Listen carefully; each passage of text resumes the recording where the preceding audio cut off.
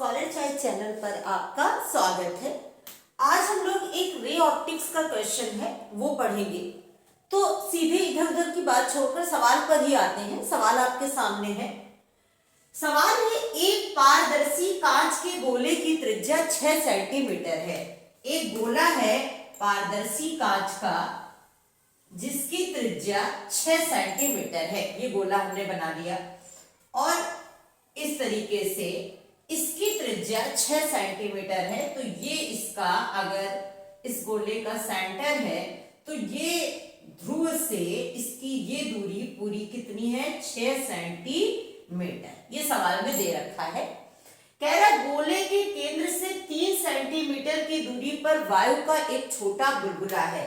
गोले के केंद्र से 3 सेंटीमीटर की दूरी पर, मतलब मध्य में लगभग वायु का एक बुलबुला है। कितनी दूरी पर? 3 सेंटीमीटर की दूरी पर। उसके बाद कह रहा है कांच का अपवर्तनांक, कांच का है मतलब वायु के सापेक्ष कांच का अपवर्तनांक कितना है? वायु के सापेक्ष कांच का अपवर्तनांक 1.5। इसे क्या लिख सकते हैं? 3/2।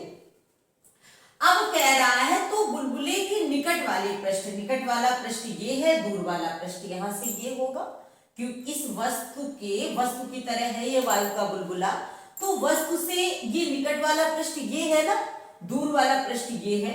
तो निकट वाले पृष्ठ, सबसे पहले हमने इसको ऐसे वक्रता केंद्र जो है इससे ये क्या अभिलंब खींचा और कह रहा पृष्ठ से देखने पर बुलबुला पृष्ठ से कितनी दूरी पर दिखाई देगा। ये वस्तु है और इधर निकट वाले पृष्ठ यहां कहीं से आप देख रहे हो और कह रहा है यहां से देखने पर बुलबुला कितनी दूरी पर दिखाई देगा। ये आपका ये चित्र रहा। अब देखते हैं, ये अभिलंब हमने खींचा, ये वस्तु है, वस्तु से प्रकाश की किरण गई, तो वस्तु से प्रकाश की किरण ये गई और हमें पता है जाना तो इसी लाइन में सीधे चाहिए, लेकिन ये अभिलंब से क्या होगी? थोड़ा सा दूर हटेगी। क्यों? क्योंकि इधर कांच है सघन माध्यम और बाहर क्या है? वायु विरल माध्यम। सघन से विरल माध्यम में जाएगी तो अभिलंब से दूर हट जाएगी। तो इसको अगर हम ऐसे पीछे मिलाएं तो प्रतिबिंब कहाँ बना आकर के? ये प्रतिबिंब आपका बना। ये तो आपका चित्र हो गया। अब आपको पता है कि अपवर्तन का फार्मूला होता है, किसी भी गोलीय पृष्ठ पर अपवर्तन का सूत्र होता है n2/v - n1/u = n2 - n1/r। इस तरफ की दूरी कैसी लेते हो आप? ध्रुव से दूरियां लेते हो, कैसी होती है? पॉजिटिव। और इस तरफ की दूरी कैसी होती है? नेगेटिव। अब n1 क्या है? ये पहला वायु और n2 क्या है? कांच।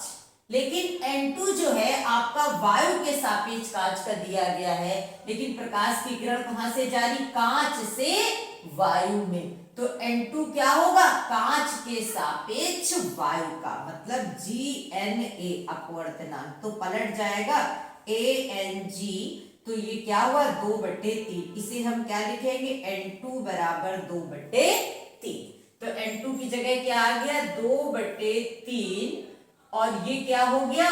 2/3 और इसके बटे क्या है? v माइनस n1 क्या है? वायु, तो 1 और u क्या है? वस्तु की दूरी। तो ध्रुव से वस्तु की दूरी, जब ये पूरा 6 था, ये 3 चली गई, तो ये वस्तु की दूरी इतनी क्या बची? 3।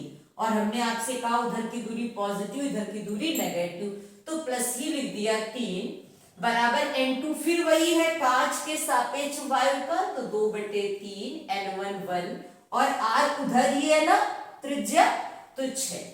तो ये आ गया 2/3v - 1/3 बराबर 2 - 3 बटे नीचे आया 3 × 6। तो 2/3v बराबर 2 से 3 गया -1, 6 × 3 = 18 -1/3 तो इधर हो गया +1/3। तो ये इसका एलसीएम लिया 18 -1 + 3 18। तो 2/3v बराबर 5/18, तो 3 18। अब इसे हम ऊपर यहाँ पे रख करके हल कर दे तो ये क्या आ जाएगा? 2/v या 5v बराबर 12, तो v बराबर 5 दूनी 10, 5 चौक 20, 2.4 सेंटीमीटर। ये रहा आपका ये सवाल। इस तरह की एक्सरसाइज में और भी सवाल दिए गए, आप लोग लगाइएगा। अगर यही बोल देता दूर वाले पृष्ठ से, तो हम ये वक्रता केंद्र से विलंब किधर डालते, उस तरफ, और वस्तु से किरण भी किधर जाती, उसी तरफ, और उस तरफ का हम हल कर लेते। ऐसे भी कुछ क्वेश्चन है। थैंक्स लास्ट तक वीडियो देखने के लिए।